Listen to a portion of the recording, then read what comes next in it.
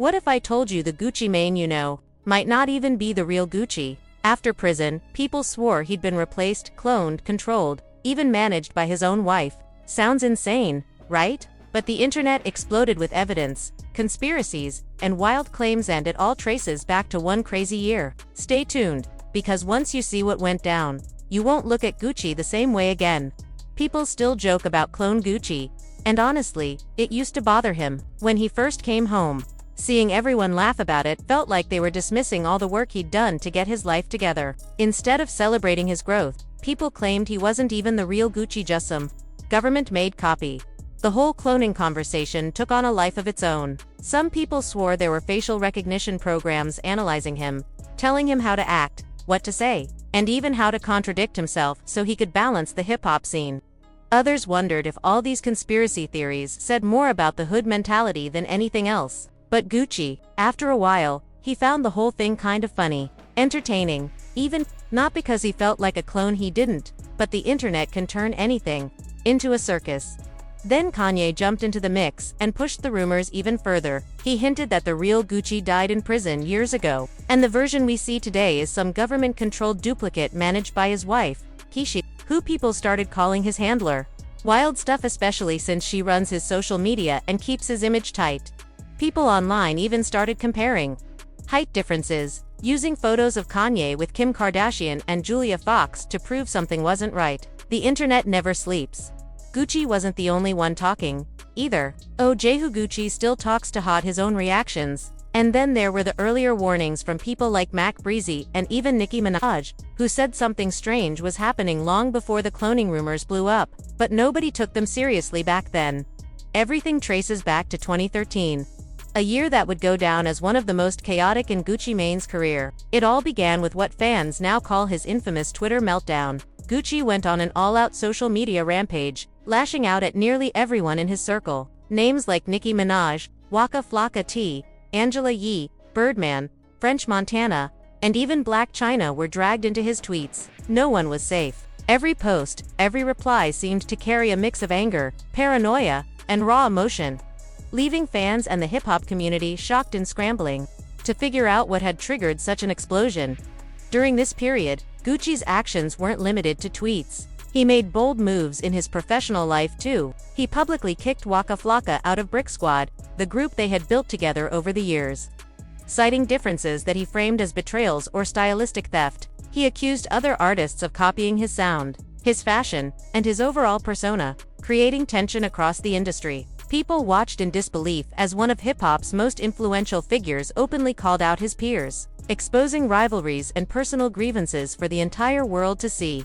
The meltdown didn't stop with words. Shortly after this chaotic social media spree, Gucci's legal troubles resurfaced. He was arrested once again, adding to the drama that had been unfolding online. The arrest seemed almost inevitable given the intensity of his meltdown, the erratic behavior, and the attention it had drawn. Fans couldn't help but connect the dots. Here was a man publicly unraveling on Twitter, confronting friends and foes alike, and then facing the legal consequences of his actions. This combination of public outbursts and legal trouble fueled not only gossip but also early whispers of something stranger. Some fans began speculating about the drastic changes in his personality and appearance. Conspiracy theories, including the infamous clone rumors, would later find their roots in this period. People started questioning, could someone change this quickly? Was this really the same Gucci who had been tearing through the rap scene just months before? In hindsight, 2013 marked a turning point. It was the moment when Gucci Mane's personal chaos became public spectacle. The Twitter meltdown and subsequent arrest didn't just make headlines, they set the stage for years of rumors, debates, and online mythology that would follow him through his career. Long after he left prison and reinvented himself, that moment is when the clone talk exploded. Police picked him up in Atlanta because he was acting wildly in traffic and threatening people. When they tried to arrest him, he even charged at them. And once they searched him, they found drugs and a weapon. He had already been in trouble before, like the time he hit someone in a club with a champagne bottle. But this case finally landed him in prison for over 3 years, though he served 2. While locked up, reports came out saying he was changing his life. He admitted his lean addiction had destroyed him, and he was ready to clean up, get help, and start fresh. And when he finally got out, people couldn't believe it. He looked healthier, clearer, and more focused than ever. sober, detoxed, and in the gym every day. That's when the internet went crazy again. Hold on, that's not the same Gucci. And just like that, the clone theory was reborn, loud, messy, and more entertaining than ever. The whole clone Gucci joke has been floating around for years, but it actually started with something simple. Gucci once told a story about seeing someone sitting in his airplane seat.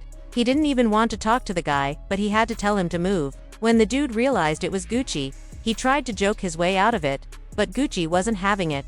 If it had been anyone else, Gucci probably would have let it slide, but not that day. From moments like that, the clone rumors kept growing. Some fans swore the real Gucci died in prison, and the man who came out was a government-made copy. And when he married Keshia right after his release, the talks got even louder. People claimed she was controlling everything from his meds to his social media and acting like his handler. Things got crazier when Nicki Minaj stepped in. After Keisha mentioned her in an interview, Nicki responded, saying Keisha only stuck around to keep Gucci sedated and enjoy his money. That one clapback reignited the clone theories everywhere. People started claiming the real Gucci disappeared years ago, and that whoever stands in front of cameras today just isn't him. Some even pointed to old studio stories, saying his eyes didn't look alive anymore. But the clone talk didn't begin with Nicki. A year earlier, Gucci's ex Mac Breezy had already made similar claims. She said something felt off about the man who came out of prison. She even said that every time she tried to get close to him, Keisha would step in like she didn't want them talking. According to Mac, the Gucci she knew back in 2010 was long gone. Things blew up even more when Keisha went on The Breakfast Club. Gucci was supposed to discuss his new book, but somehow Keshia ended up talking instead. She claimed Gucci had been dealing with schizophrenia for years, and that she was the reason no one ever saw him having public breakdowns. That set the internet on fire. Fans wondered, why is she speaking for him? And why does she know so much? Mac Breezy doubled down, going online saying the man people call Gucci now is nothing like the guy she remembers. She even released a song demanding the real Gucci's body be revealed, insisting Keisha was hiding something. Eventually, Gucci responded himself. He said he simply matured, got healthy, and left his old habits behind. He explained he'd changed his lifestyle, lost weight, and became a better version of himself. But instead of calming things down, his explanation made the conspiracy theories grow even stronger. People said he sounded too calm, too polished, too different. Then Kanye West showed up and made everything 10 times worse. Kanye has a history of talking about cloning, so when he hinted that Gucci was a clone, people actually listened. It wasn't just what he said it was when he said it. It felt like he was confirming years of rumors. The wild part, people once believed Kanye himself was cloned. Some claimed the industry tried to replace him and failed, which is why he supposedly knows the truth about Gucci. Fans even pulled up old footage comparing Kanye's height in different photos, pointing out how something didn't add up. That's when things took an even stranger turn. Rapper Hopsin went live on Instagram, claiming industry elites forced him to act as Gucci's clone years ago. He said they threatened his family if he refused. Most people brushed it off as a joke. But now, with Kanye stirring the pot and fans noticing every tiny change in Gucci's appearance and behavior, some folks are starting to wonder if Hopsin's confession was more real than anyone realized. And that, right there, is how the clone Gucci story refuses to die. Hopsin once told a story that shocked everyone. He said everything started when his song Ill Mind 5 blew up. According to him, certain people in high places told him he had crossed a line by putting out information that could shift how people think. They warned him that if he didn't follow their list of demands, his family could be in danger. He said they told him to come to an office on Wilshire Boulevard in Los Angeles. When he asked what they wanted him to do, they refused to explain anything over the phone. When he showed up, they took him into an all-white room, opened a door, and revealed something that looked like a full Gucci Mane bodysuit, a complete clone outfit. Hopsin said he knew right away what they were implying. He begged them not to make him wear it. The internet spun one of the wildest conspiracies hip-hop has ever seen, and to this day, the clone rumors still resurface, keeping the mystery alive. Fans were expecting the same wild, chaotic Gucci Mane they had known for years. But when he walked out of prison, it was like a completely different person showed up. The first photos revealed a leaner, cleaner version of him, his famous belly gone, his face sharper, his energy. This new Gucci was composed, polished, and well-spoken, a total 180 from the unpredictable trap legend everyone remembered. He started talking about positivity, sobriety, and discipline. Some fans admired the glow, but others felt something was off. The change seemed too fast, too extreme. Whispers began circulating online. The real Gucci didn't make it out. This isn't him. It's a clone. Gucci himself found the whole thing funny. He said he didn't feel like a clone, but he enjoyed the joke. They think I'm not the same person. Keep it going. He laughed. To him, it was a compliment, proof that people were still paying attention. And just like that, the Gucci Mane clone theory was born. Fans scrambled to find evidence. Exhibit A, his dramatic physical transformation. Side-by-side photos flooded social media, comparing the old Gucci to the new. Then came the tattoo debate. His iconic ice cream cone tattoo on his face looked slightly different, faded, lighter, or maybe even shifted. Conspiracy theorists called it proof of a cloning error, while others pointed out the obvious. Tattoos fade over time, especially after weight loss. But it wasn't just his looks. Gucci's demeanor had changed too. He was calmer, more controlled, and focused on success. Some fans even joked his accent sounded different. Every detail, the polished style, the white teeth, the composed attitude, fed the theory. Two theorists. This wasn't personal growth. It was a full-on replacement. The real Gucci had supposedly disappeared behind bars, replaced with a perfectly engineered copy. When he first heard people joking about the clone, Gucci admitted it annoyed him at first. It felt like all the work he'd done was being dismissed. People weren't saying, "Yeah, I didn't like it." They were claiming he was literally a different person. But over time, he found it funny and even a bit flattering. The theory spread like wildfire. Social media exploded with comparison photos, tattoo breakdowns, and memes. The hashtag Gucci clone started trending. Fake quotes and rumors fueled the frenzy, even when Charlemagne the God pointed out that certain interviews never happened. The theory had already taken hold. Some fans joked for laughs, but others genuinely believed it. Before long, the Gucci clone story had become a part of internet folklore, a legend in hip-hop culture. And Gucci, he didn't get defensive. Surprisingly, he let it ride, watching as the rumor grew into one of the wildest and most entertaining conspiracies of the digital age.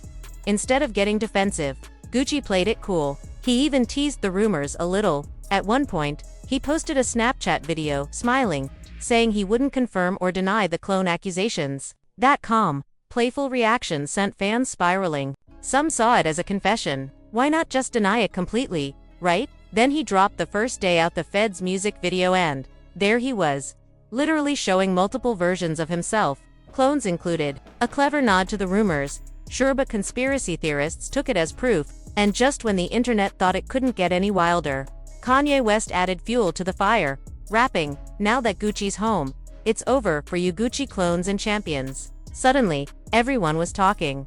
Behind the scenes, Gucci had faced real struggles. He'd been pressured with medication and threats in ways that were deeply troubling, but he refused to compromise his freedom or his health. As he put it, the only person he answers to is God.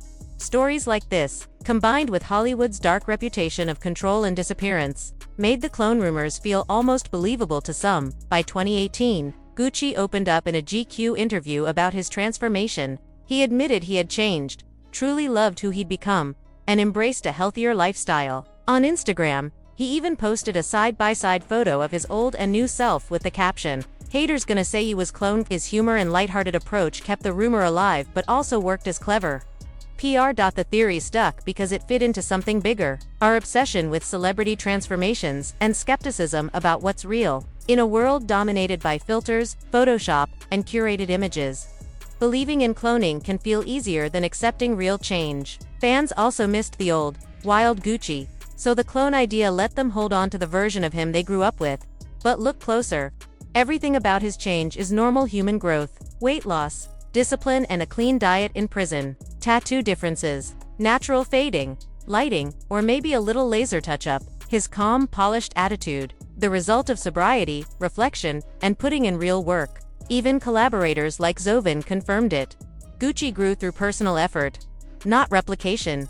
This isn't a new phenomenon either. Celebrities like Paul McCartney, Avril Lavigne, and Eminem have faced similar clone rumors after big transformations. The Gucci clone theory is just the latest version of the same pattern. People questioning reality.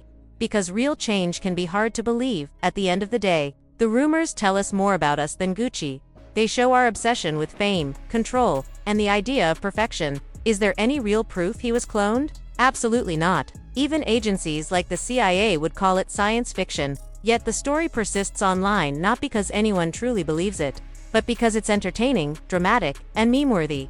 Gucci himself has embraced his transformation. He's said he's morphed into a completely new person and genuinely loves who he is. His massive change almost seemed unreal, and that's exactly why the clone theory caught fire. So, what's the real takeaway? The Gucci clone story is part myth, part meme, and part reflection of our fascination with celebrity, transformation, and control. At the end of the day, it's really about human growth and self-improvement.